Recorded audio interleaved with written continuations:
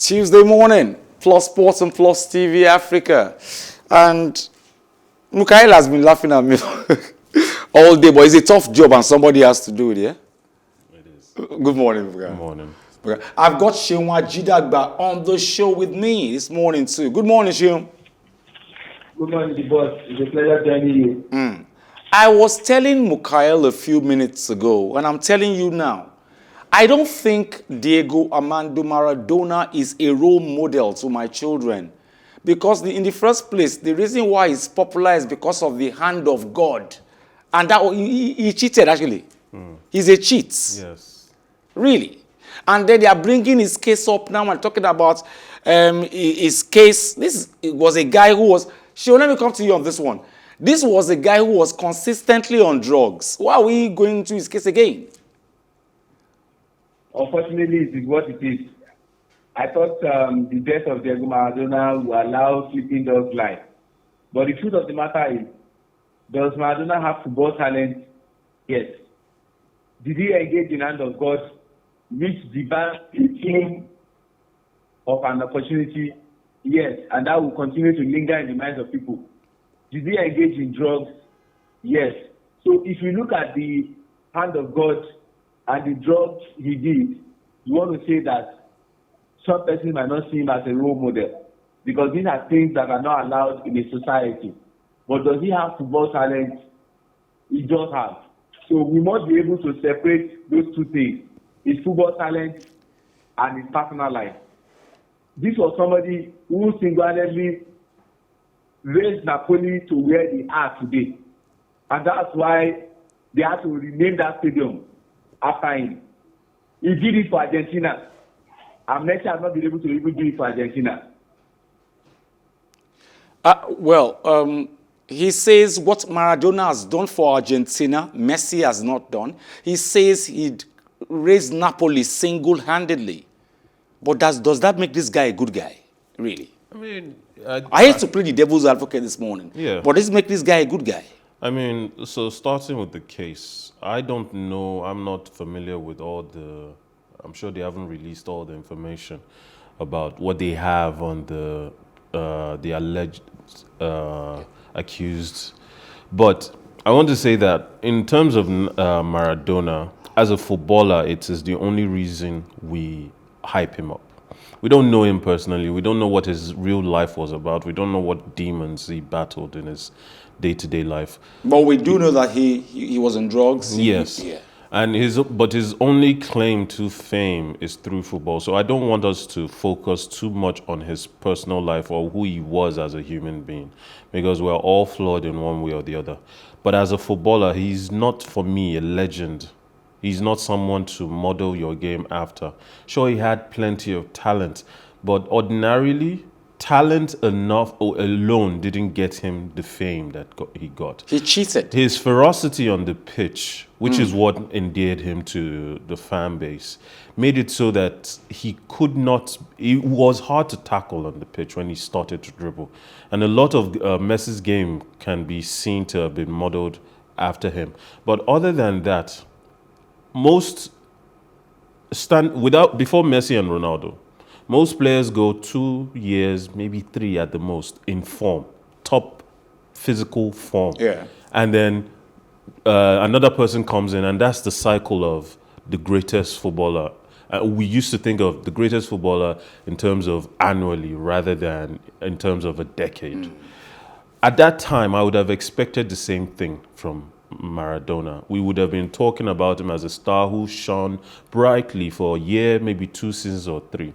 But because of the fact that he won so many trophies with Napoli, because of the fact that he won the World Cup, and he did it with so much ferocity, we're still talking about him till today. Okay, well, let me leave Maradona for a while and come back home.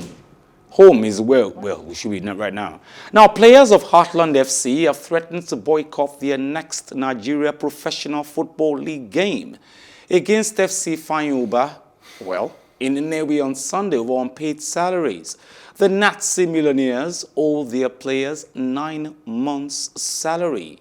5 months from last season and for this term, the players have planned a protest to the office of the Imo State Governor, Hope Uzodimma, on Tuesday.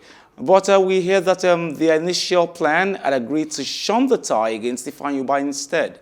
Despite the financial crisis rocking the team, Heartland are currently 10th in the NPFL with 38 points from 27 games.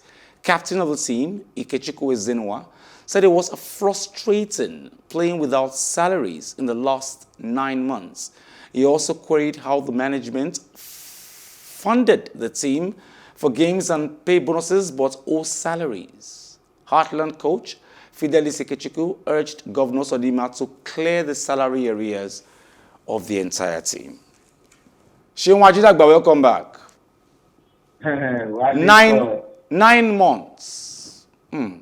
5 from last season, 4 this term. How can you owe your players 9 months' salaries? 9. How? Wale Scott, I told you, we are doing jeun. We are not serious.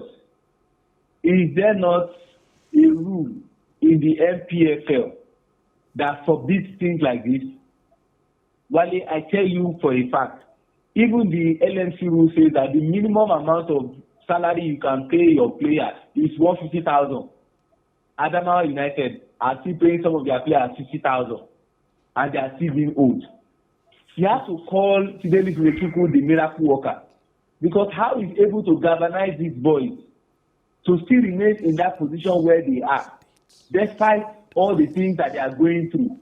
How do you owe someone 9 months and you have the governor of that state and it's not brought to book? Heartland, for crying out loud, are 10th on the log. Sunshine starts. Ojuwon only starts because the players are days. They have not been paid. You see where they are. They are 19th on the log. The game against Rangers, if you see how they were conceding goals, we were just like, Oga Wakapa Jari, I can't come and kill myself. And we call Seun Diko is hanging on second vice president of Nigerian Federation rather than chairman of LMC. It's a shame. They are owing somebody 9 months. So that what can happen to what? Let me come. Somebody asked me yesterday. Seun, let me slow you down there.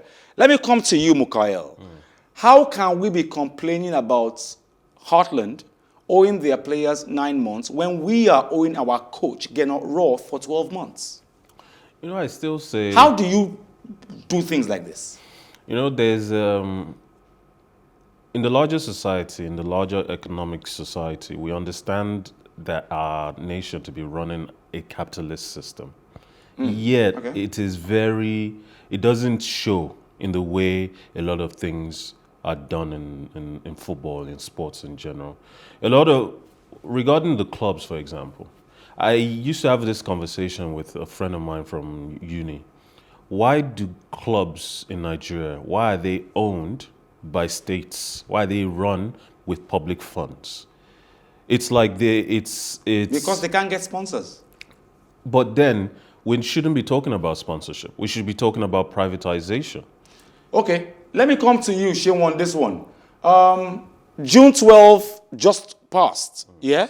And I remember vividly that the best clubs in Nigeria then, when I was young, were the privately owned clubs.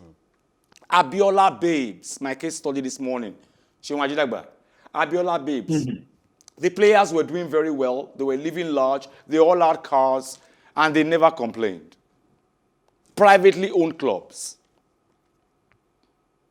That's the question we're asking ourselves, that how many privately owned clubs do we have in the league? FC Ifeanyi. FC Ifeanyi. Yes. If Ifeanyi is owing his players amount of salaries that I cannot even mention. I know. All the initial data that I brought to the league, what has happened? And I've always told you, Wale, I said there is a difference between service-oriented and profit-oriented.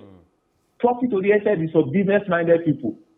Service-oriented is for the government. How do you owe your players 9 months' salary and you call it a professional league? Who does that? And that's why we have been saying this thing, that we are not serious with ourselves. Look at all the incidents that have happened, how people have been fined, and you are saying suspended sentence. What is suspended sentence? The incident that happened between Kano Pillars and Aqua United, is it just happening? Wale, cast your mind back to 2017. You are an apostle of the league, and I know you are a very erudite person.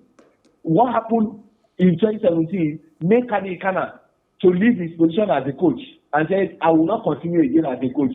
When Kano Pillars played against Enyimba, we were switching black and blue. And this same problem persists. And you want us to recognize the league? No. It's not possible. Now, Seun, slow down a bit. Mukail, let me tell you a personal incident that happened to me.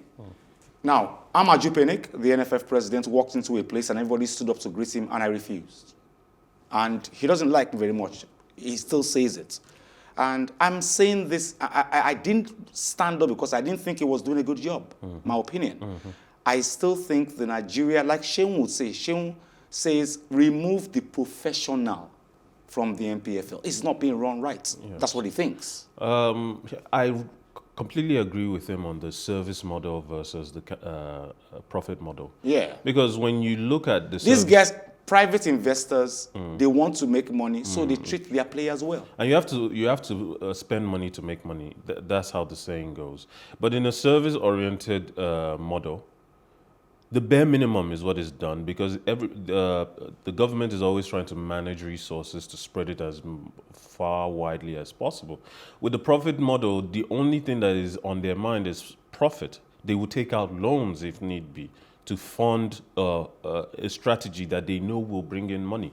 And so a private owner will go out, get the very best players, get the very best equipment, get the very best training and coaching staff, and will challenge for top honors. And even I would say that in a profit model, we would be having more matches, where more friendly matches with international clubs, European clubs, and that would bring more eyeballs to our game. Okay, now Seun, before we let you go on the show this morning,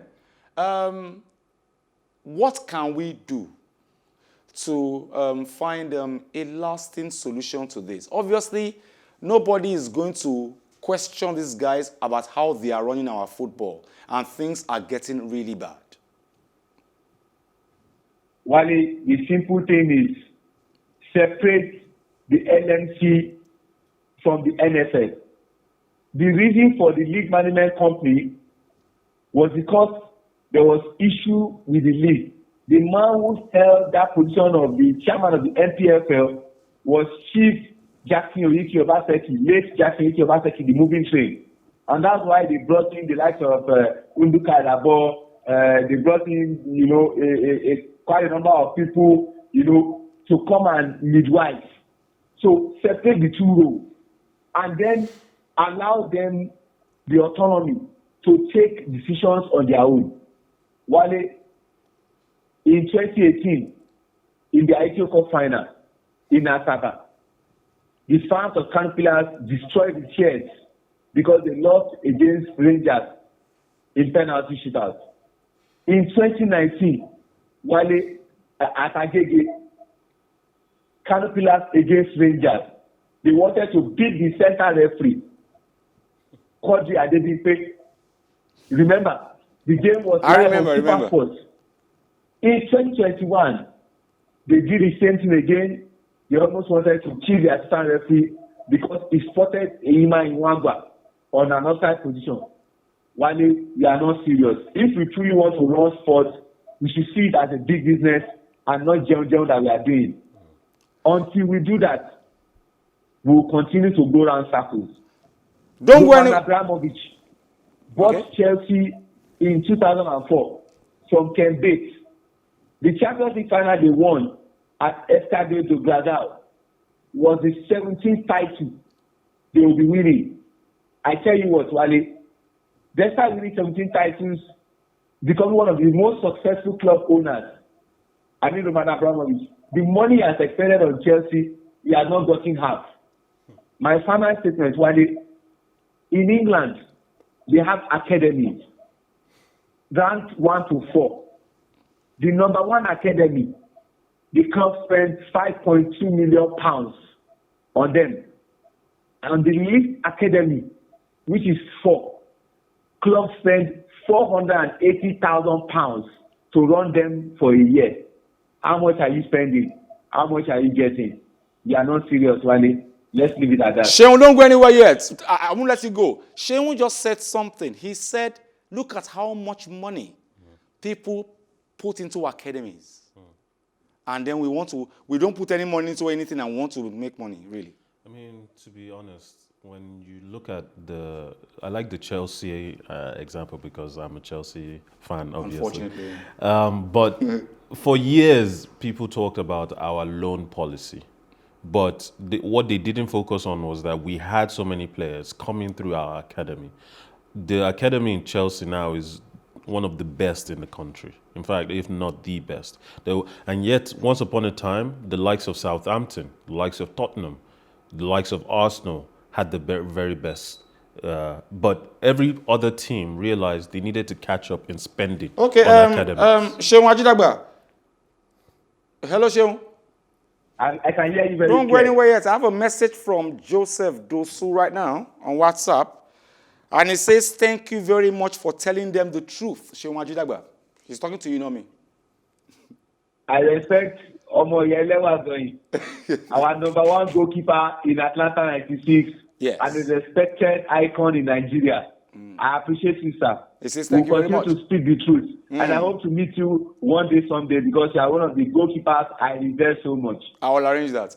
Okay, now Jonas Bierhoffmann, General Secretary of International Players Union, FIFPRO, said the decision to restart the Denmark-Finland match should not have been in the immediate aftermath of Danish midfielder Christian Eriksen's collapsing.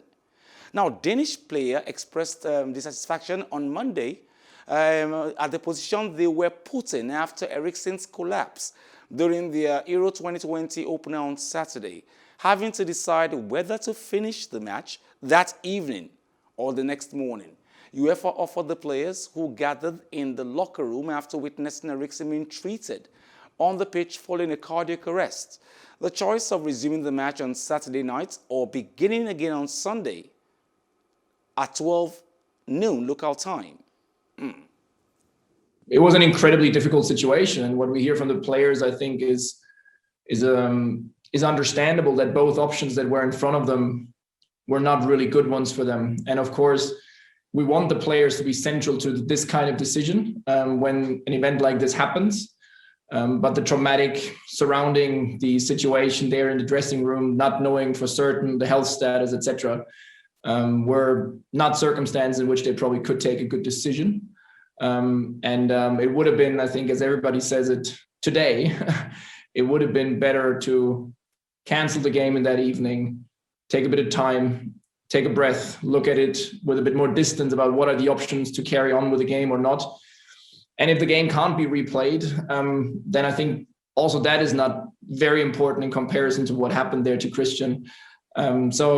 Yeah, I mean, there's a lot of lessons that need to be drawn from this, the positive and the negative ones. We will do a full review of this together with UEFA to see how we move forward with such a situation, because the players were probably not given a real option in terms of taking a good decision that was in that moment in balance with where they were mentally. I think the crux now, what we need to look at is the decision making on how the game continues.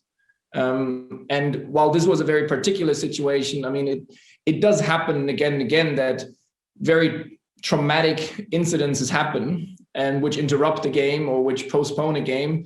If we think back at the PSG Istanbul game with the racism incident, the players walking off, how that decision is taken. In La Liga, Cadiz against Valencia, similar situation. A few years back, the Dortmund team bus. I think that what needs to be looked at. Is there a better process to take these decisions where the players are central, but the players are in an environment in which they can take a decision that is in balance with their mental well-being in that moment. But I think a lot of things by many individuals on that field were done incredibly well. The way that the players responded, the medical team responded, the referee responded, that may have saved his life, most likely. So a lot of things were handled incredibly well. Some things we see now in hindsight that were not. Particularly, I think the fact that the broadcast kept rolling and kept showing images that really nobody should see for such a long period of time was very problematic.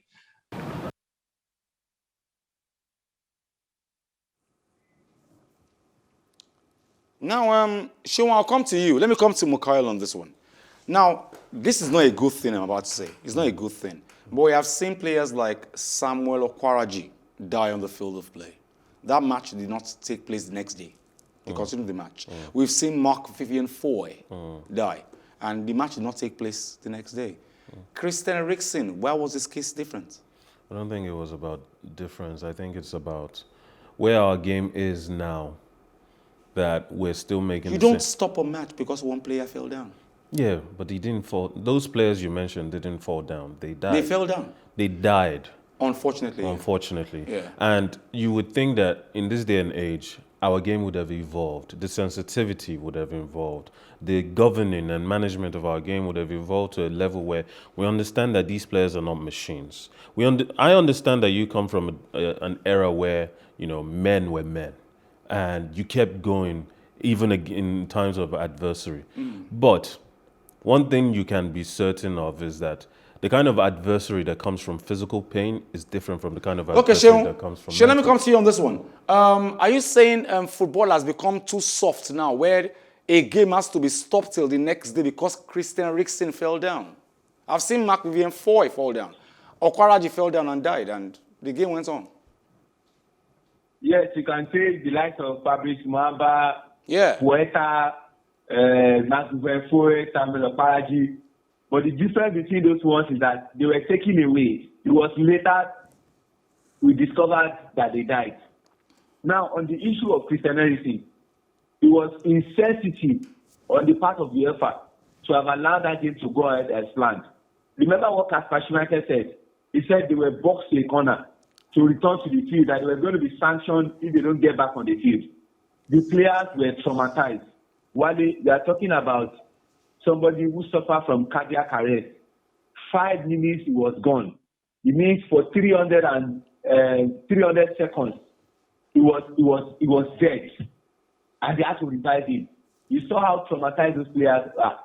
I know that this year's Euros is taking along, is played across 11 countries, but they could have rescheduled that game based on the trauma that the players were going through.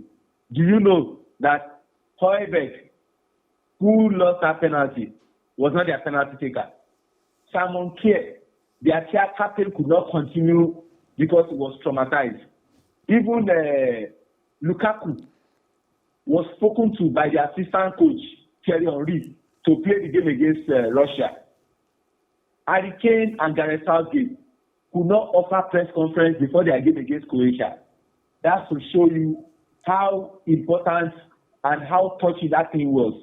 Let alone people who are playing with Eriksen, their all-time highest goal scorer, and that incident happened, and you have to coerce them to get on the field again. It was highly insensitive.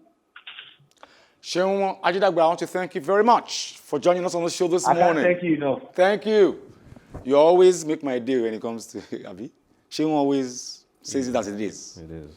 Okay. Now, Argentina's Lionel Messi scored one of his trademark free kicks in the first half, but Eduardo Vargas equalized for Chile to leave honors even at 1-1 in their Copa America opener in Rio de Janeiro on Monday. Now, Messi curled a super free kick into the corner of Claudio Bravo's net from 25 meters after 33 minutes. Chile equalized 13 minutes into the second half when Vargas followed up to head home the rebound after Arturo Vidal's penalty was stiffed on to the near bar by Emiliano Martinez. The result extended Argentina's unbeaten run to 14 games under coach Lionel Scaloni in sequence during back to the 2019 Copa America semi-final. Now, some of the highlights of the games played yesterday will come back. Stay with us.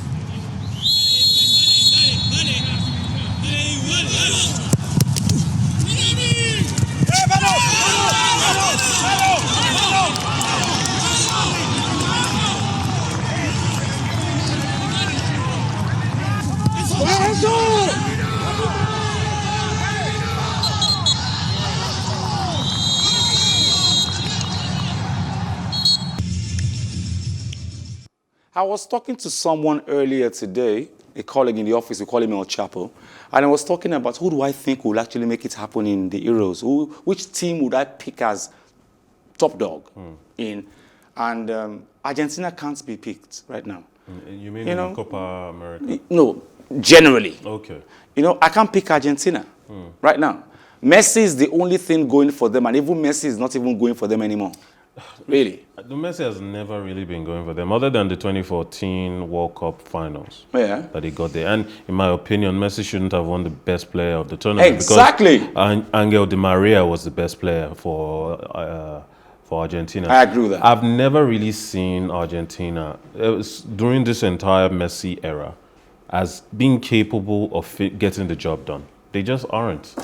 Thank you very much, Mukael Tinubu, for joining us as usual. Always happy to. Please join Mukael tomorrow morning on Plus Sports and Plus TV Africa. Same time, same station. My name is Wale Scott. Like I always advise you at the end of every show, if not for anything, at least for your heart, do some sports.